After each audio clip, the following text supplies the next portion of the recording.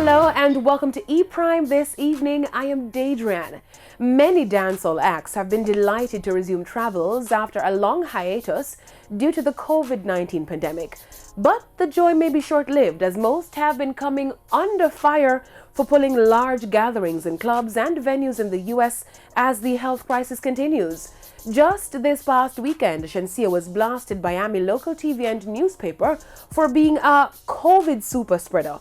The criticism came after her performances in Florida to a jam-packed crowd.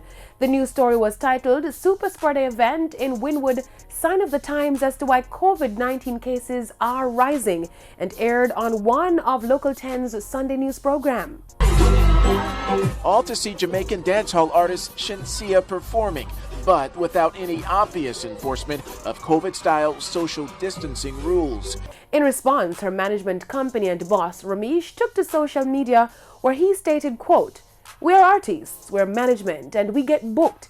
If someone books us for a show and we ask them if it's okay for the show to be kept in their area and they approve it, I don't see where we're doing anything illegal," end quote.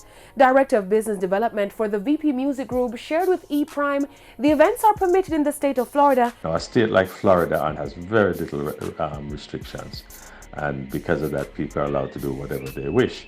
But even our partners down there that produce the Jerk Festival that normally happens in November did not go forward with it. Because I think it boils down to, as a promoter, whether or not you are responsible or not.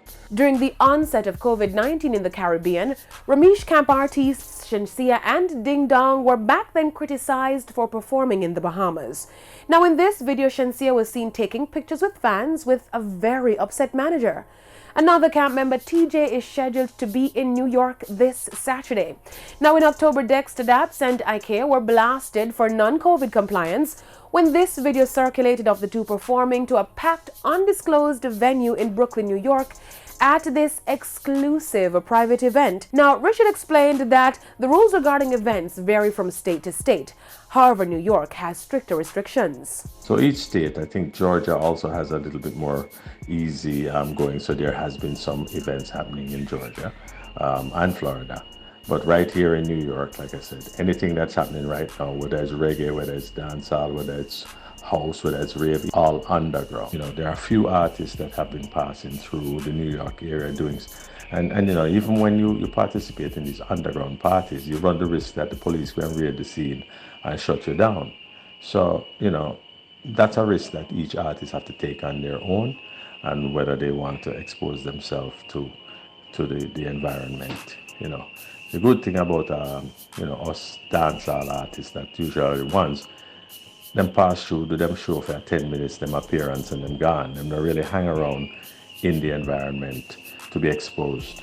And whether people wear masks, whether people don't wear masks, you know, you can't control a crowd.